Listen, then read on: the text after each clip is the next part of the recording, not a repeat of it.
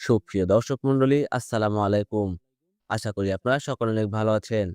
দেশ এবং দেশের বাইরে থেকে যে আমাদের এই ভিডিওটি দেখছেন তাদের সকলকে জানাই আন্তরিক শুভেচ্ছা ও অভিনন্দন। সুপ্রিয় দর্শক মন্ডলী, আপনারা যারা বাণিজ্যিকভাবে মাছ চাষ করার মাধ্যমে নিজের আর্থিক অবস্থার পরিবর্তন করতে চান এবং আপনার আর্থিক সচ্ছলতা ফিরিয়ে আনতে চান, তারা চাইলে আজই আমাদের সঙ্গে যোগাযোগ করে মাছের চাষ শুরু করতে পারেন। আমরা আপনাদেরকে সঠিক পরামর্শ দিব যে আপনার জন্য কোন মাছে চাষ করা ভালো হবে। সুপ্রিয় দর্শক মণ্ডলী, আপনারা যারা বাণিজ্যিকভাবে মাছ চাষ করে লাভবান হতে চান, তারা আমাদের সঙ্গে যোগাযোগ করে কার্পু মাছের পোনাটি নিতে পারেন।